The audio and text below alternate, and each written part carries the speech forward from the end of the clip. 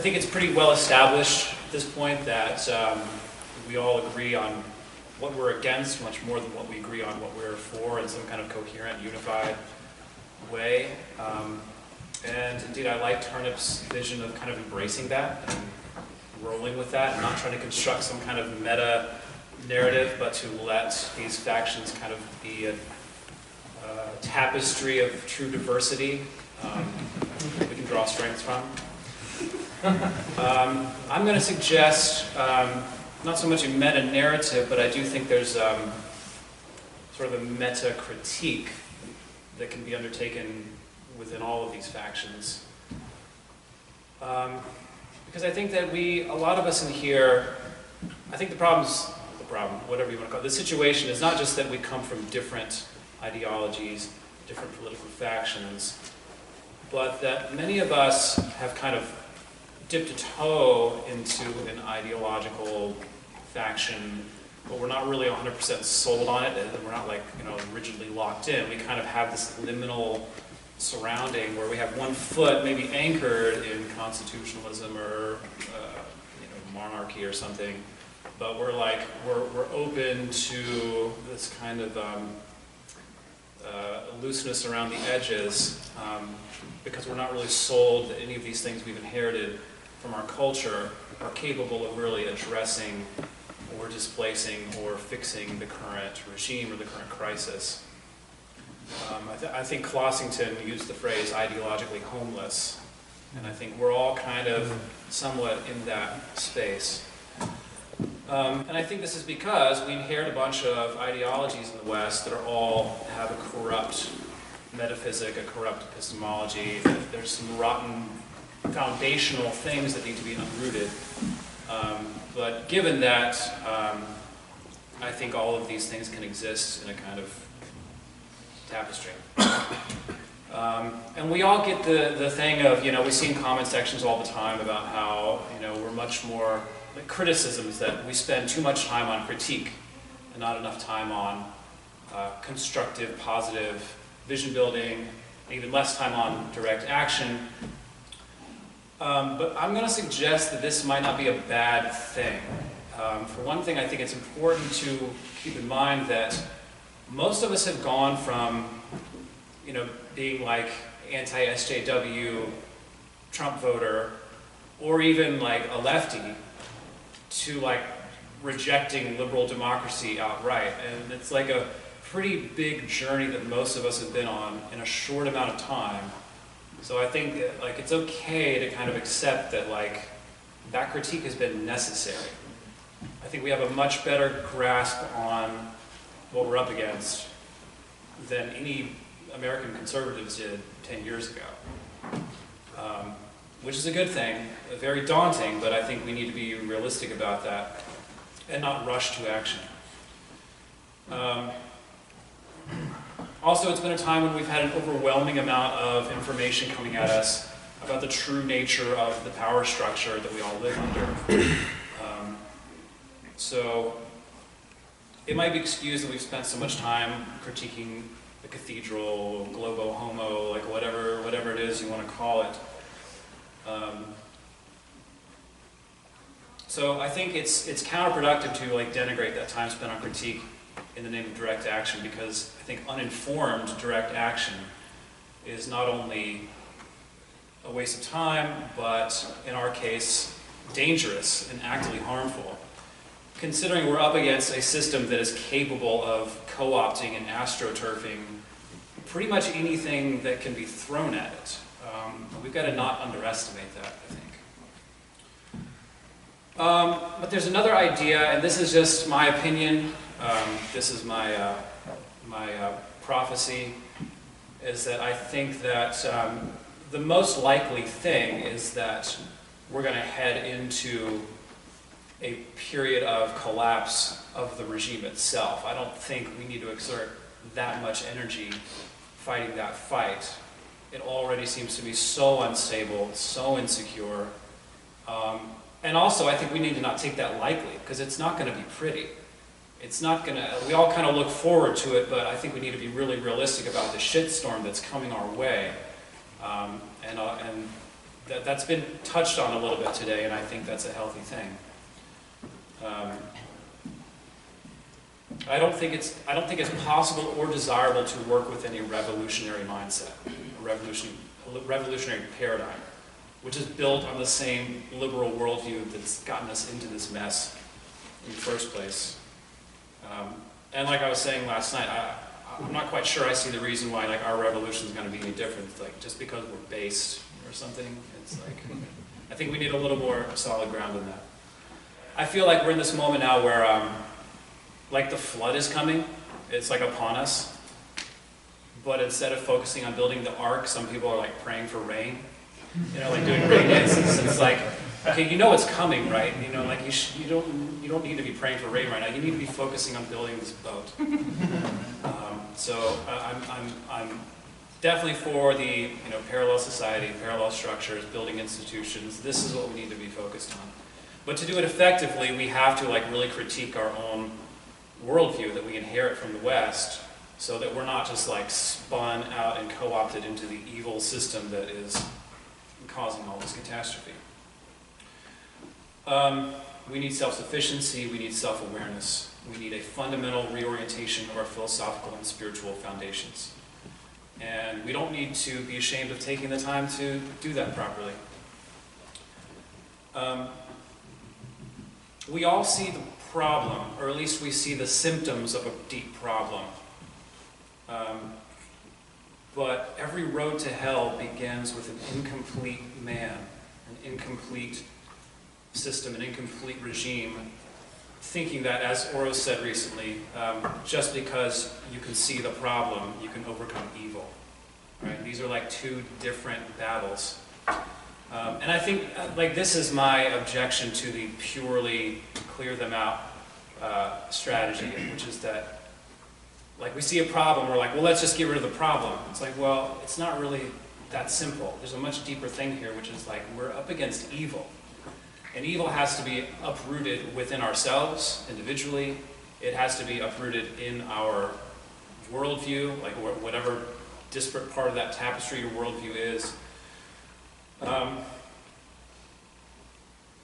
Conquering evil is a whole other problem than toppling a regime or installing a new power structure. It takes a properly individuated, righteous man to conquer evil, but our society has lost the function of producing such men. This is the real problem, and we must become those men. So we're in this bind where it's like impossible for us, but that's what we have to do. I'm not just talking about like high testosterone, carnivore diets, lifting, autism, the list, like, all those things play a part. I'm not sure about pickup artistry and muscle. We'll talk later. I'm really talking about, in some ways, well, I'm talking about becoming righteous. I'm talking about attaining righteousness, okay? This is the thing that is so hard for us to regain, because there is no pedagogical structure in our culture whatsoever for fostering this. Like whatever your bench is, like it's ultimately not going to matter without that. So let me give you some of Kierkegaard's rap on the situation we're in, and maybe to get like a deeper grasp on the underpinning of Globo Homo, and maybe some ideas for how to critique our own movements.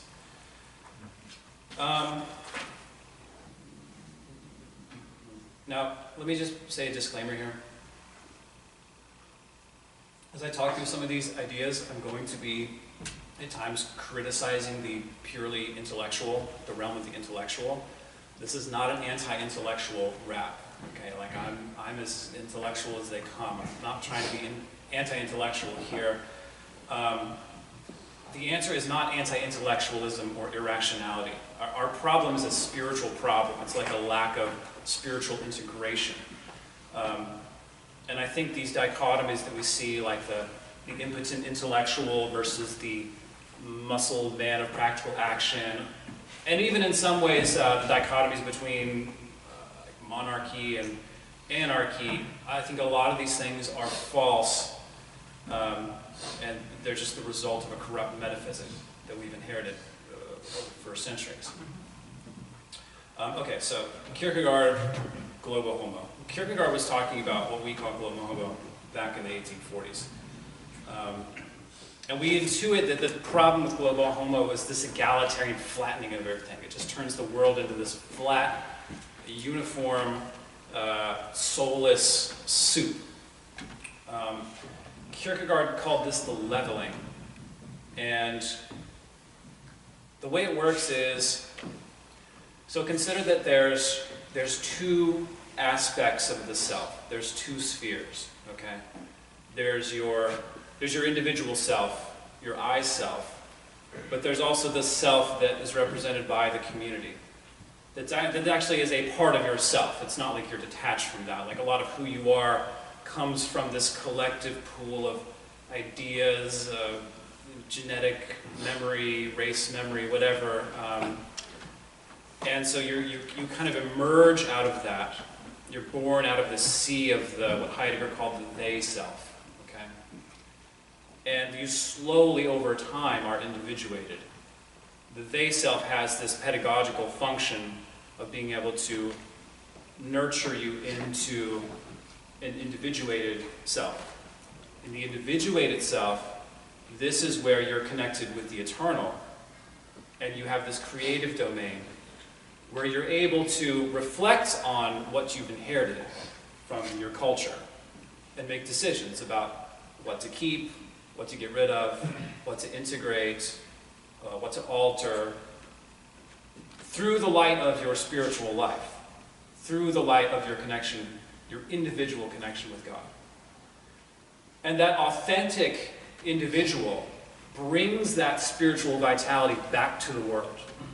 So there's this two-way street that keeps these two spheres alive and rich with meaning. Now, the way Kierkegaard saw it is that Western man had become so abstracted and sort of trapped in his intellect that he had lost the ability to relate to the they self, the collective, as like a flesh and blood real community. And instead, Western man relates to this abstract phantom thing called the public, which doesn't actually exist. It's not a real thing. And this relation takes place through the media, which is also a fabrication and not a real thing. So it's like, it's not just the problem that the community is, it's like literally a part of yourself. You're not relating to a part of yourself, you're relating to this abstract phantom, right? Which slowly dries up your own authenticity. And then that slowly, it just creates NPCs, right? Because you're not relating to a flesh and blood community, you're relating to this abstract public thing.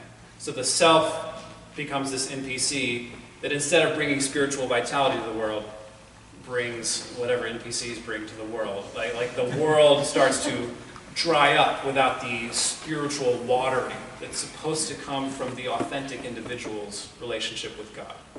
So these two spheres are, it's like two dead mirrors held up to each other, and instead of enlivening each other, they just collapse, okay? And this is what Kierkegaard called the leveling. This is where globo homo comes from. These spheres just collapse and just turn the world into this flat, undiverse, unrich, undifferentiated, devitalized, garbage shit world that we all are familiar with. Soulless is a good word. Yes, yeah, just sucks the soul right out of everything.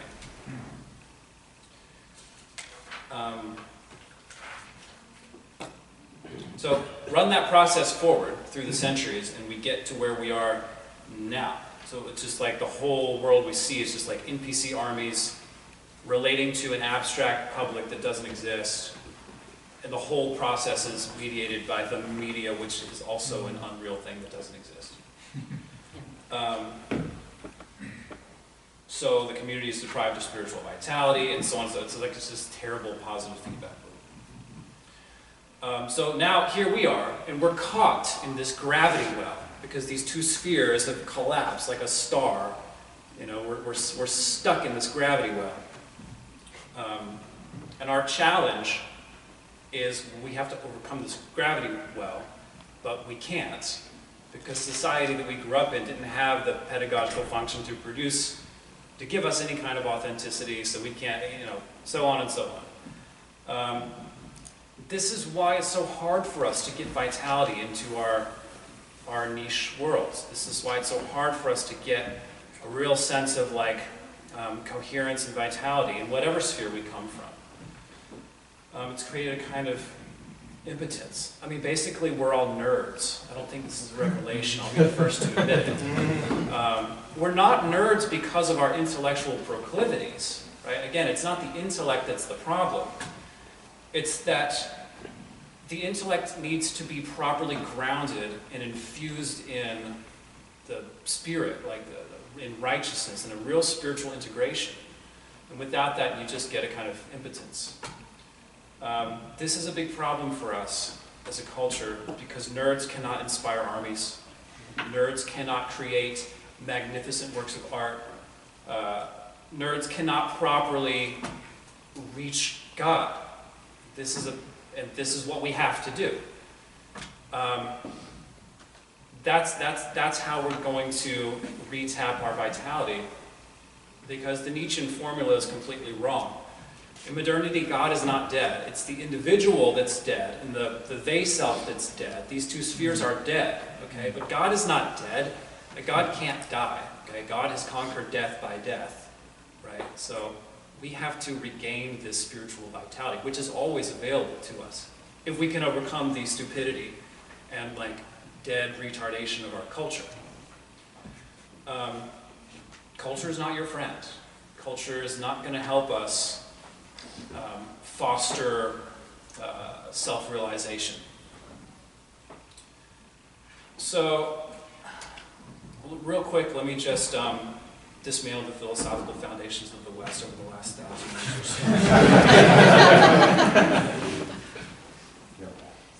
so. If we look at the West in the last millennium, we see a story of man's descent into disintegration because of his failure to resist intellectual masturbation, essentially, is how I see it.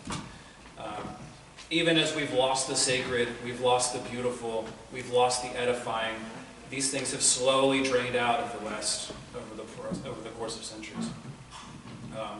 So let me just do this, and I'll try to equally trash Catholics and Protestants with equal fervor. Okay. So go back to medieval scholasticism. And Thomas Aquinas took intellectual humility, which was one of the pillars of faith in the West, and just threw it in the trash. We don't need that anymore. And turned Christian theology into autism, in Aquinas' own words, into mere straw. Okay. And that started a process of Western man worshiping at the throne of his own reason. Not that reason's bad, but it has to be subject underneath God. So we've been on this path of eating from the tree of knowledge, deepening into abstract intellectualism, losing all the magic and spirit of the medieval world, and manhood. And then in the Renaissance, we get this cathedral to human intellect. We get a secular account of history. We get secular politics. We get, the keys once held by the righteous turned over to the merchants and the intellectuals. And then you really see the self and the they-self start to collapse because this rift is erected between them. I don't know if anybody's familiar with Robert Romanician. He had this great book called Technology, a Symptom and Dream, where he illustrates this process through the advent of two-point linear perspective in Renaissance art. So you see that in medieval art, before perspective, it's depicting a world that's everything's on top of each other. It's this immersive world where there's no separation between the self and the world. It's these things are all layered upon each other. There's a richness there between the they-self and the self. But the advent of linear perspective puts this window in between the two, and you get the self as a detached spectator. You get the world as this spectacle, as Heidegger would say, enframed, kind of laid out for you, and the world is turned into this standing reserve for you to, manipulate and take advantage of, and it's like the birth of the technological mode of being. So now, in the advent of that, we experience the world as this. We don't experience the world as sacrament. Okay, this is like what we lost from the medieval world. We lost this participatory, sacramental world that we lived in, and instead we get this world as machine. This world is this mere machine, cold and dead, and it's drained all the spirit out of the world in exchange for comfort and entertainment, basically. Without a living relationship with a sacramental world, we've lost any kind of genuine spirituality. And so, thus, we've lost proper, authentic manhood, which depends on the Spirit. And so we've deprived the world of the spiritual watering that it needs in order to thrive and flourish. And so the leveling has proceeded, and everything's just turned into this horror show that we see today. Okay, then the Reformation, this thing just took another step deeper. It kind of solidified this loss of spirituality into Christianity itself by abolishing the physical presence of the incarnate God, by debunking the Eucharist, and reducing the divine to an abstract, intellectual, invisible idea not to be seen and touched and tasted, but to be related to by thinking, reflecting, interpreting documents, or worse, just reveling in emotional catharsis, reveling in passion. So now, for 500 years, we've been burying ourselves in this abstraction, this disembodied left-brain intellectualism, and turned the world into a machine. A machine inhabited by impotent intellectuals who are no longer capable of bringing vitality or beauty into the world. So the world outside has become an unbearable void of materialism, boring movies, awkward interactions, gay entrepreneurs, vapid celebrities, while the world inside all of us has cried out for a connection to the source, for magic, basically. We're like desperately trying to get a hold of the infinite in pathological ways. So that's one of the worst parts about the situation, is all the pathological movements that have arisen to try to reclaim what we've lost, remedy this process. And this too we need to avoid. I think that's one of our strengths as a community, is avoiding these kind of things. But if we look at the most obvious example, Hermeticism, the Rosicrucians, occultists, the hippies, all of these movements basically thought like, well, if the problem is the worship of reason, then the answer should be sought in the irrational, in the rejection of the intellect. But instead of restoring vitality or meaning back into the world, all of these things have just brought destruction, boredom, addiction, ugliness, because beauty is rational. God is rational. The problem is God is magical and mysterious because God is beyond our reason. Okay? It's not reason that's the problem. It's not the intellect that's the problem. It's just that humility is like the defining thing that we need to orient that properly. And that's what we've lost.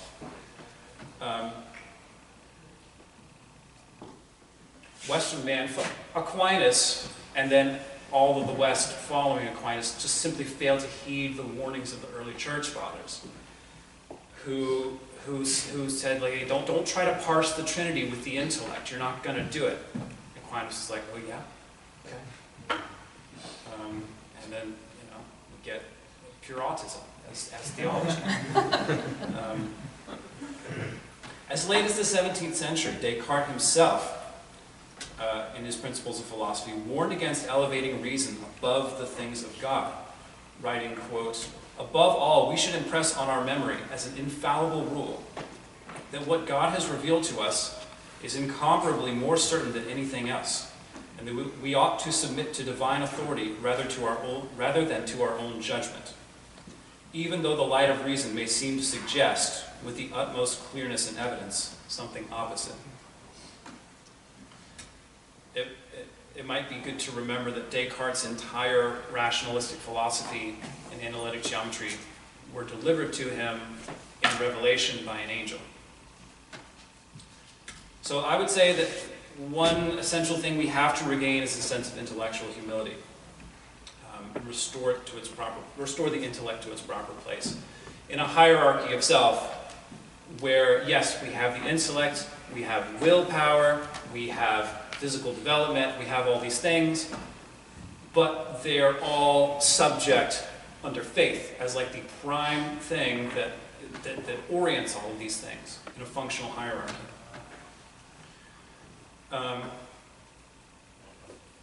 Kierkegaard understood the limits of the intellect. This is what his project was about. In a lot of ways, his philosophy was making fun of philosophers. That's kind of like what his whole thing was about. He stood opposed to the hyper-rationalist, constipated intellectualism, but he didn't do it by advocating anti-intellectualism or irrationality. For Kierkegaard, the goal in life is not to become objective, but to become a subject, to become a real person, to attain real personhood. And everything else is like an escape from that essential quest that's not going to get you down the road.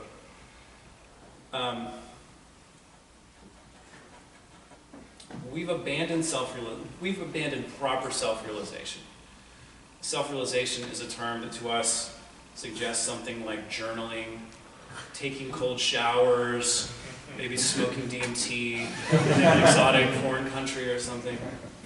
But none of these things constitute authentic individuation, any more than scientific knowledge. In the same way that Pascal warned that scientific knowledge ultimately will not console us in a time of real crisis, that moral and spiritual development has to be the highest priority. Kierkegaard was trying to refocus Western philosophy back to the primacy of the spiritual life. But of course we know that existentialism was then, supplanted by the atheism of Sartre and all this stuff, and all that just got spun into the black hole of postmodernism, basically. As children of the Enlightenment, as sons of the West, the task of attaining true faith is almost impossible for us. We're trapped in the technological mode of being produced by centuries of everything that I've just talked about. So we're cut off from the world as a sacrament. We're cut off from the richness of life with a real world. And I think a real world is what we want. That's the thing that unites us all. We all want a real world back. We want a real life back, and it's the thing that the modern world can't give us. We can't grasp the living gradient of reality because we conceive of truth as being like a set of fixed laws or mathematical principles or as being embedded in a document, chapter, verse, subsection, subclause. In this mode of trying to contain truth in this way, everything becomes this false dichotomy. Everything becomes this either-or that doesn't actually accord with reality. But this plagues our community. It's like we get this autocracy versus libertarianism, individualism versus collectivism. Oh, race is what really matters. No, that stupid race doesn't matter at all. We get these like either-or things that take up an incredible amount of time and energy. When in a real world, like in reality, a world defined by the dynamics of change and time, there's a time for reading Spangler, and there's a time for digging ditches. There's a time for exploration and curiosity of the other, and there's a time for in-group preferences. It's not an either-or. These things exist in dynamic relation. Or at least they should, in a healthy, real world. with healthy, real people living in it. Before scholasticism, Christianity understood this. And medieval Christianity used to have this participatory, integrated life of sacramental relationship with truth. Relating to truth is a living process, because truth is not a set of mathematical laws, nor an axiomatic mechanical contraption, nor a set of documents. Truth is a person. Truth is the logos, the living logos. And as Kierkegaard says, it's personhood that is our proper goal. A properly functioning process of individuation makes us a real person, capable of relating to the real living person of the truth. And for Kierkegaard, indeed, like all of his philosophical play is all just a cover for contemplating Christ, contemplating the mystery of the God-man. And this for him is like the real process of actually becoming a person and actually getting out of the soullessness of modernity. It is this that will save us, and only this that will save us. Not a 225 bench, not a high body count, nor elections, or the ability to group chats, or 10,000 hours of reading Mosque and Pareto and all this stuff. Now again, all those things play a part. It's just that all those things need a head, a spiritual head, the head of faith. This has to be the center around which all these things are constellated. Otherwise, they will always exist in fragmentation, and there will never be any coherence in any of this. And I know like the Christians in here probably agree with me, but I think AA is not wrong about like modern Christianity being toothless and having problems of its own. So it's not as simple as just being like, oh well, we just need to be Christian. We just need this movement to be Christian. I mean, Andrew Torba and Nick Fuentes and all those guys, they're on their Christ is King thing, but like I don't see what I'm trying to get to. I don't see that. I don't see the fruits of real, authentic individuation. I don't see real manhood. I mean, maybe some in glimpses. And I know that like, the restoration of manhood in the West is probably going to take like real trial. Probably the physical, moral trials of war and collapse and all this, that, and the other. So I don't want to be too hard on that, but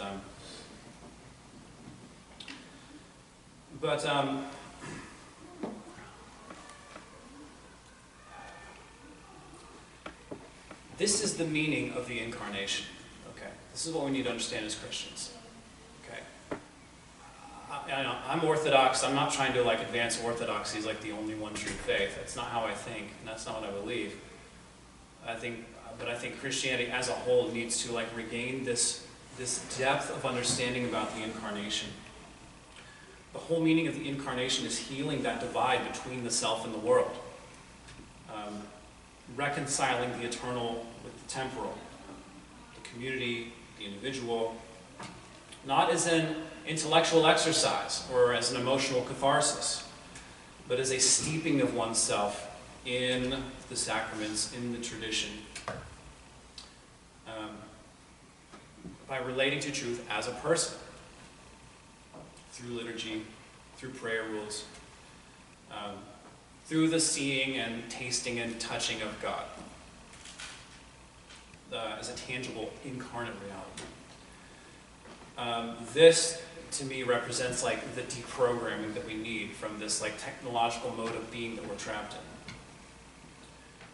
I think there was like a valid impulse behind the craze for Eastern religions in the 20th century, or behind the Hermeticists or the occultists or whatever. It's just that all those paths lead to irrationality and destruction. And again, like I'm not saying that orthodoxy is the only answer out there. I think all these things can be reclaimed within the Christian tradition. I don't really know what to say outside the Christian tradition. That's outside the scope of this. But I definitely would never say that like the Orthodox Church is immune to pause, or that Orthodox people are like deprogrammed from all this stuff that I've been talking about. But it is, I found it to be like one of those spaces amongst the ruins where there is this like preserved, intact spiritual path. There's a life raft there.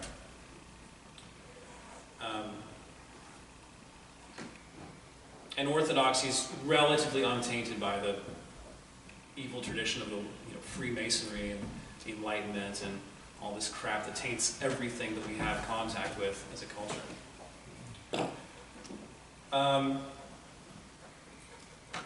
So, if we can kind of take something from Kierkegaard, for me it's the futility or the limitation of intellect and the purely intellectual realm. Because nobody's going to follow a bunch of nerds, and we have to win hearts and minds. I don't buy this thing that like we can just see some power mechanism and then people will just fall in line. I don't think a king can rule without true loyalty and consent of his subjects. So we have to think seriously about this. Because it's not so much a new political order that we want. It's like I said, it's like a real world to live in, real lives to be able to live. The attainment of true faith, true personhood, and thus true manhood is what we are tasked with. And this is always our task, forget about 2022, forget about the 21st century. This has always been the task in life. And whatever happens to this community, you as an individual, you have this task in front of you as well. So it has to be the fundamental orienting principle. But faith has been reduced in our culture to child's play. Kierkegaard talked about this all the time, we start with faith, but we're moving past that now.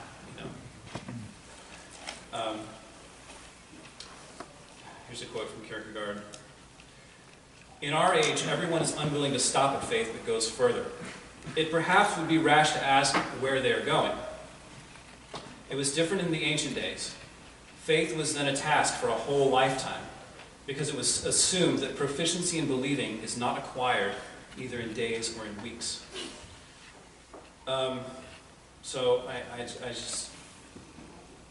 This is just to say that this is something we need to take seriously. But also that there is a romance there and the possibility of renewing faith, not as some boring Sunday school thing that you you don't feel like doing when you're a teenager, right? Or Christian contemporary music or whatever it's become, but renewing what Chesterton called the romance of orthodoxy, the struggle for faith as the central passion in a person's life. We have to do this if we're going to change hearts and minds and have a coherent message to offer the world. We have to take great care to ensure that our movement is not corrupted with the same seed of evil that currently runs the world. We must become righteous men again. We must raise sons who love Christ more than they love comfort.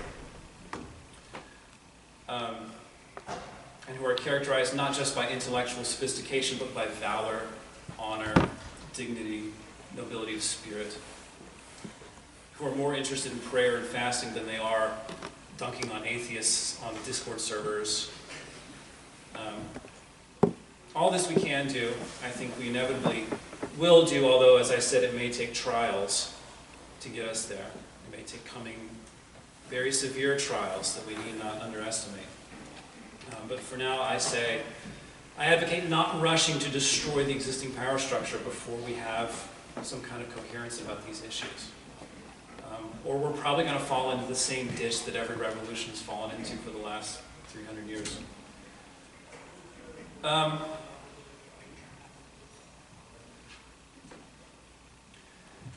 Yeah, we struggle not against a political party, but against evil itself. I mean, that's what this regime is.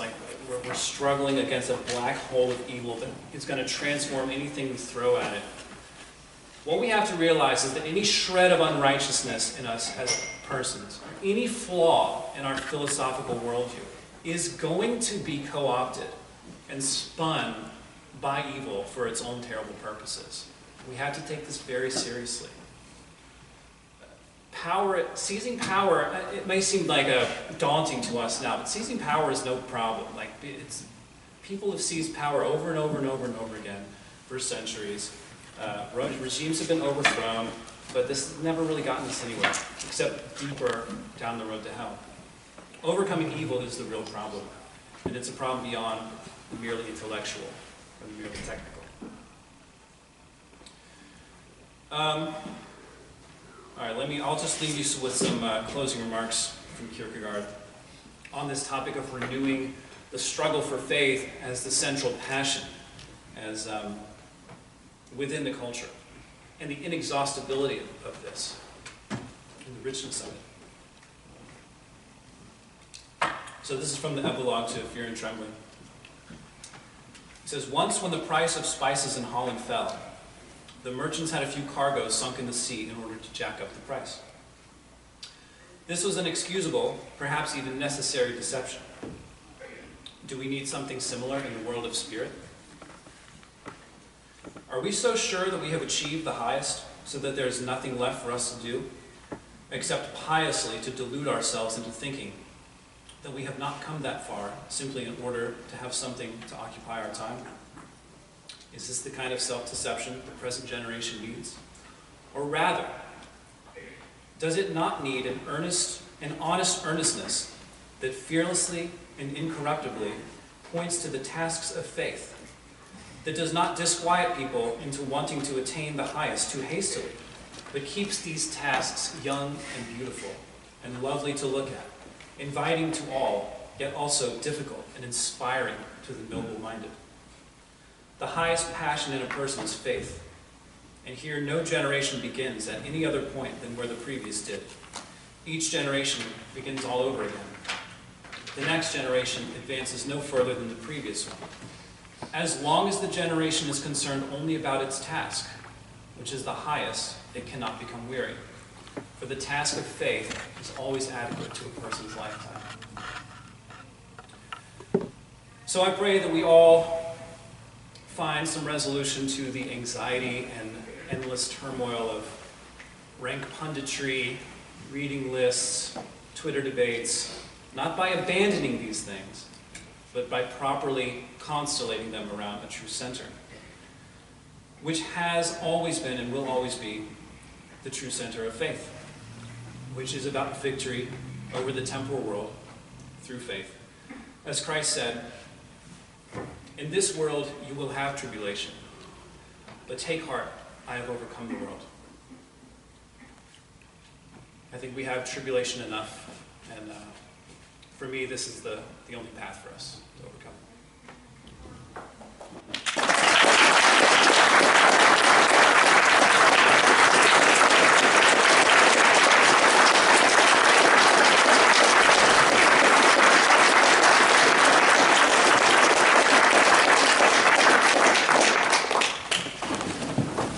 All right, so I got a real quick one about Torba. I appreciate everything you said. Okay. I mostly agree. You mentioned Torba. Yes. And I followed Torba pretty heavily for 2 years. I'm active on Gab. I like what he has to say. I think he's a good Christian man, at least he seems to be. You mentioned that not even someone like Torba do you see reflected a real man or what a proper Christian should be like in the thing you were talking about. Could you clarify that about Torba? Because he to me seems like a very staunch advocate for the types of things you were talking about in application.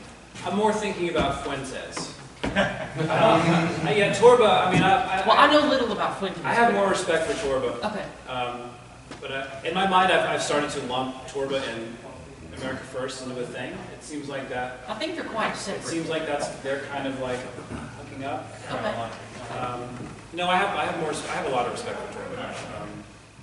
But it's more like the Groypers, you know, they're all about Christ is King, but they're all like seem like, you know, video game addicts who live in their parents' basement. You know? Well, then, not to harp on this, but if Torba is not the kind of man you want to see, what about him should be better or different in accordance with what you're talking about? Well, again, I mean, I'm not really specifically speaking to Torba.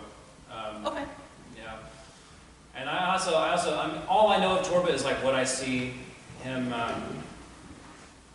like the things he responds to the press sometimes, you know, which I think are great. Yeah. I love pretty much anything Torben has to say. I've never seen him rant on a YouTube video for 2 hours, you know, which I've seen from the American Person. Yeah, okay. I was just curious because you name dropped him. I just wondered if there was a particular thing I was missing that made him I should belong. probably differentiate. Yeah. Yeah. Thank you. Yes. Hey, wonderful. So thrilled for you to bring up Kierkegaard. He's a hero of mine. Nice. I wish more Christians had them in their pantheon of important and relevant Christian thinkers. But anyway, one of the things I remember from Kierkegaard is he talked about the crowd. I think it might mean the same thing as when you were saying the public. Yeah. A lot of talk about the crowd. From the present age. The crowd is a lie. Yeah. You know. So one could, and I hope no one would walk, I don't want anyone to walk out of this room this way. One could take that to be like talking about sheeple and NPCs and stuff, and I don't think that's what Kierkegaard was up to there. So maybe you could talk a little bit about what does he mean when he says the crowd, because I don't think it's the same as like talking about the elite versus the masses. That's not what he's after there at all. No. So could you kind of clarify what he means when he says the crowd or the public, and then maybe go from there to what is the right relation then between the individual and the community? Well, briefly. Yeah, I see it as a function of, what's the thing of like, you know, human beings are meant to interact with a community of like 100 people. Right? It's like that. It's almost a function of population. It's like we can't actually relate to a community that's so large. Part of it is just that. It's just, you know, the crowd, the public, whatever. It's the difference between, you know, like you interacting with the flesh and blood people in your whatever community you're closest to, like your church community, family, right? And instead creating this abstract model of what the community is actually going through, like the public that you hear talk of on cable news. You know, it's like Kierkegaard's saying like that doesn't actually exist. You can't actually like. It's not like you can zoom into that and find a real person. It's an abstraction. The public created by citing opinion polls, perhaps. Exactly. Right. Exactly. It's a model of what, of like an abstracted version of the community. And so we relate to that model instead of to like people. And that's the problem. It's the loss of personhood in our interactions in ourselves and relating to ideas and models and abstractions instead. Yeah. All right, yeah. So, 2 questions. You and I both know that there are a ton of philosophers that talk about a flattening or the destruction of the soul of the West, things like that. So why did you specifically choose Kierkegaard? I don't know. I started writing this talk about Kierkegaard, and then I was like, oh, I think maybe I should do Heidegger, because I like Heidegger's rap on this. I think, but I think because I think like there may be some knowledge of and awareness of Heidegger in this community more so than Kierkegaard, maybe. So yes. Maybe it's more interesting to like try to throw a new guy in there, you know. But Heidegger has a great take on all this. The second thing that I was wanting to ask, and you'll have to forgive me because I have an audience now, whereas I was talking to you earlier, and it was just you and I. What would your opinion be on organizing a Kierkegaard Day with me? Yeah, I've been thinking about Kierkegaard Day for months.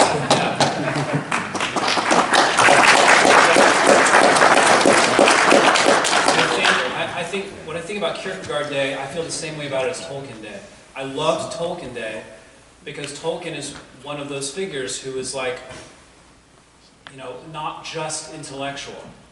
You know, like there's this whole richness and communication about like human truths in there it's harder to get just from like reading Spengler or something, you know, where it's so heady and so technical. And I think that's the value of someone like Kierkegaard.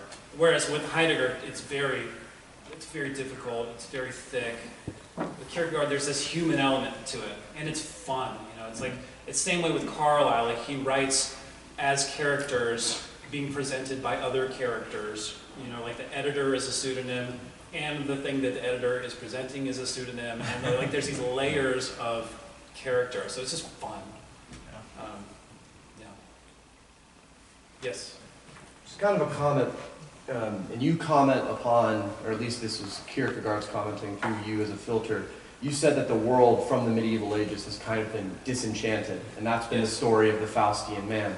I would put forth to you, do you think that in America, at least in the early age of it, there was a re-enchantment of the world on the frontier with the Great Awakenings, with the backwoods revivals, with the sort of genuine, almost Calvinist Puritan spirituality? Or would you say that that is what you called emotional reveling, and there wasn't a genuine sort of, for lack of a better word, re-evolution of the mythology and enchantment of the world as a sacrament?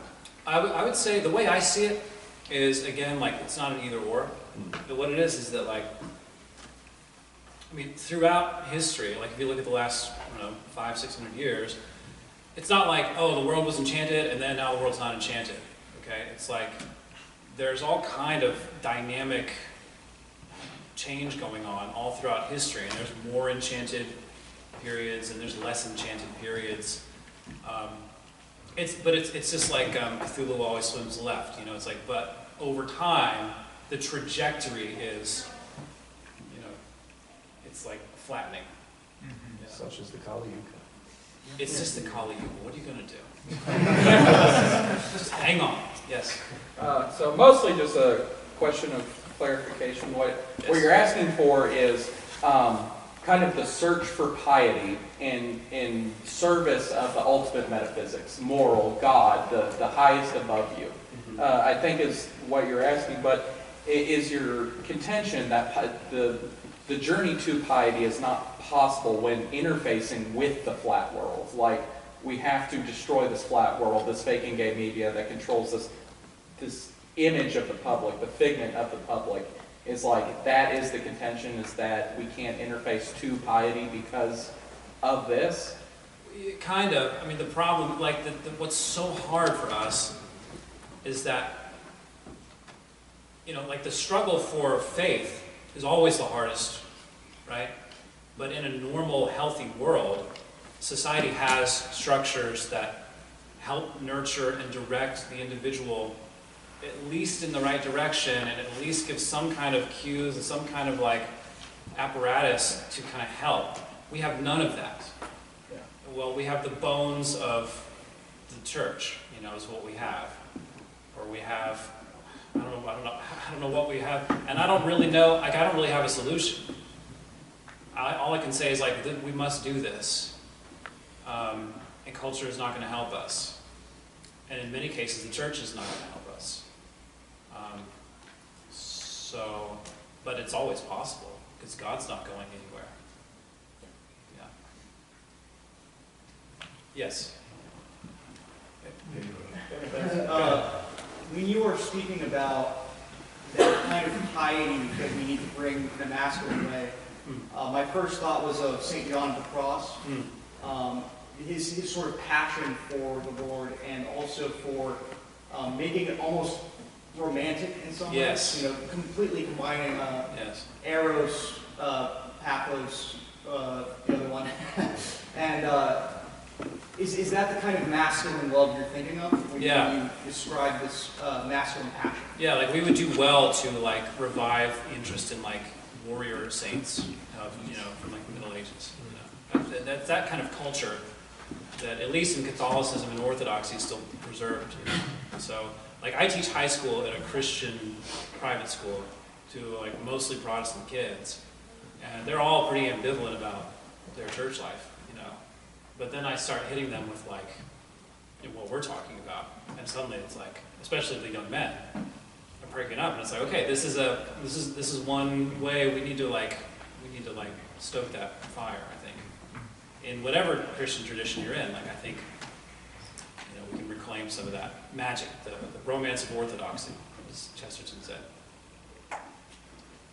Yes. So, I think there's profound truth to the idea that egalitarian flattening is like the evil of our age, and it's played out in all of these different ways. There is a critique of Christianity that says that it's the original, like, proto-egalitarian. Oh, I know. I've read Hitler's tables on Kiss.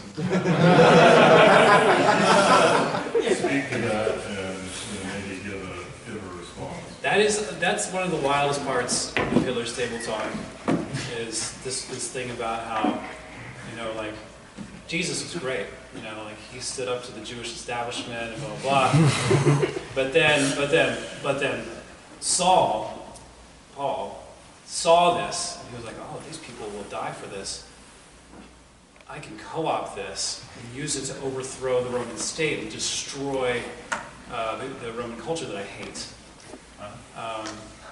So, it's interesting. I don't buy that personally, but Why? because I'm a Christian. I can't like read the early church fathers and be like, oh yeah, this is like a Jewish conspiracy. Culture. That's not what's happening there. If so, it's a very well thought out. 4D chess. Yeah, 4D chess. It's like, yeah. Or 4J chess. Yes. So Mishima had this idea that spirituality could be attained through physical exercise. So my question to you is, where does that fit in? Because I think it could be accurately stated that the sedentary nature of modernity has done its part in destroying spirituality. Yeah, I would say, well, two things. I would say, one, there's a danger there that tends to just become like Joe Rogan style self-improvement, And I have friends at church who say this, like they were trying to live their spiritual lives through self-discipline, through exercise and all this stuff, but at the end, like you're just kind of trapped with yourself. Like there's no real breaking through to like actually relating to God. But on the other hand, I think you're right in the sense that like faith has to become, it has to stop being like just, a book club. It's got to become like an integrated body, emotion, soul, spirit, intellect thing. It's got to like regain that sense of being this integral practice. You have to have that union of mind, body, and spirit to make it work. Yes. You can't leave something out, right? So like faith isn't going to be attained just by reading the scriptures. Okay, it's just not. But nor is it going to be attained like just through physical trials, or just emotional catharsis. It's like there's an integration that's missing from all of these approaches. This is what attracted me to Orthodoxy, because it's like the first thing you do when you go into church is like you physically have to do stuff. You have to kiss things. You have to like touch the ground. You have to and you have to stand there on your feet for 2 hours. It is a physical trial. But that sense, I think, needs to be rekindled in the faith of the West, if there's going to be a West. Yeah. So on Kierkegaard, I had been miseducated to believe Kierkegaard was a leftist because he had been considered the father of modern existentialism. So how was it that the critique of the critique of 18th century rationalism was more to serve the forces of evil? Well, again, Kierkegaard, he's called the father of existentialism purely because he tried to reorient philosophy away from exegetical, objective systems, trying to just like contain reality in some kind of like, system. And he was like, well, what about the inner life of the soul? He was trying to like refocus that. Now that idea is taken up by Sartre and everyone that came after Kierkegaard. But, Kierkegaard was a Christian. There's a logos-centric way that he's looking at reality. Whereas for Sartre, there's no logos. Like everything is just kind of infinite chaos. It's just this kind of disappearing into the infinite of whatever you want to self-define. It's like the origin of like blue-haired, multi-gendered unicorn people. Just like you just identify, like you go into the infinity of your inner imagination. You just take whatever you want. Kierkegaard would have rejected that because he believed that reality was structured according to the logos. I think that's the difference. But he was the only one. Like immediately after him, existentialism just became blue-haired. Yeah, So, former Mormon, now Christ appreciator. My question is what does a genuine 10 look like in your purview? Because you're obviously coming at this from a much more orthodox perspective, right? And a 10 is, I would certainly consider Corbett to be 10-ish, or at least 10 adjacent. 10 adjacent. 9 and a half, yeah. What is like a Jay Dyer a 10 in your view, or is it like, I don't know, what does that look like? It'd be hard to make a call about Dyer, you know? All you see of Dyer is just like him staring into a camera and like, just like tearing into arguments, you know? I mean, I think like, maybe intellectually he's a 10, but in terms of being like a whole person, I don't know. I don't know what he gets up to. I don't know, you know? Yeah, like, I think like Torba is a good example, you know? Because he is someone who, you know, is active in all these ways, but he's always orienting it around faith. You know, he's always like bringing it back, always. And that's like, nobody's ever really done that with that kind of like fervor. So, yeah, I guess all I can say is like, you know, a real man is a man, you know, struggling for faith. Like that's like without that kind of headship, the rest of it is all, you know, it's all fine and good, but It's all straw. It's all straw. Yeah. Anything else? Yes. It seems that spiritually there's kind of a lot of parallels to now and kind of the couple centuries before the genesis of like this day self that you talk about in Western civilization, where you have like the decline of Rome, the rise of cult of Mithras and Manichaeism and everything. And eventually everyone just got exhausted of finding these things and returned to these like monastic orders and etc. But I guess I see parallels to kind of the exhaustion of most everyone in the digital space, of the total like destitution of spirituality. So just your thoughts on that.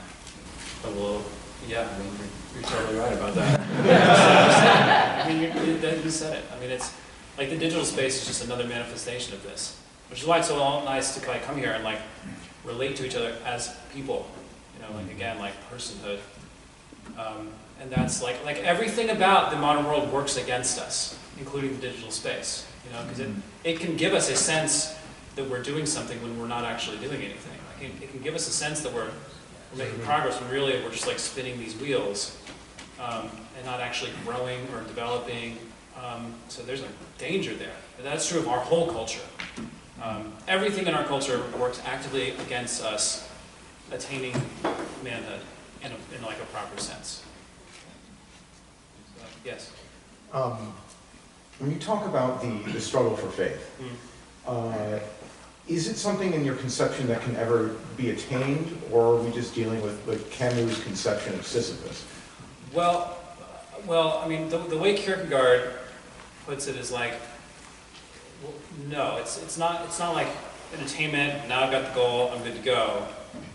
But it's not like Sisyphus in the sense that it's not suffused with the sense of futility. It's suffused with the sense of there's infinite depth there, right? It's like this. It's inexhaustible, right? It's like a treasure trove that's inexhaustible. You know, I mean, the journey, it doesn't have a completion or an end, but it's like the further you go, the more reward. The further you go, the more reward. The further you go, et cetera, et cetera. Yes. You mentioned you're a high school teacher with teenagers. Yes. What stories do you tell them to inspire them in faith? Well, Good question. yeah. I mean, it depends on the class. It depends on the time period. St. Nicholas punching Arius in the face. That's a classic. They love that. The thing I notice about my students is they're just dying for like any kind of like vitality or even like violence. Any little bit of suddenly they like perk right up, you know, like they put the phones down and so yeah, those kinds of elements I look for in stories to kind of like get them into it. And the early church is full of that stuff. You know? And it's been like the first millennium of the church is like, it's rich with warrior saints and, you know, great, there's all these great medieval stories of like, you know, bishops arguing about Arianism, say, and the way they determine the winner is by sticking their hand into a vat of boiling water, because the heretic's hand is going to get burned and all the flesh will come off. But the righteous man's hand will be unscathed. Okay? But again, like in the medieval world, there's this sense that like God is like in everything. You know? And he's like right there, ready in the water to like prove or disprove a heresy. It's not an intellectual thing. It's not a document thing. It's not about like, well, this verse and that verse. You know, it's like there's like a living presence everywhere that's ready to reject or confirm some aspect of faith. So, yeah, okay. We have time for one more. All right, one more. Yes?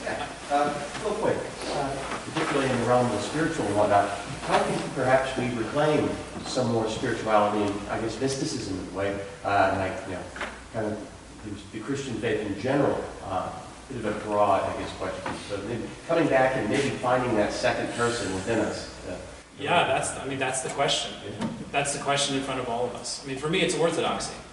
You know, that's what it is for me. That's been like the reintegration of all these things that I was always looking for in all these other traditions.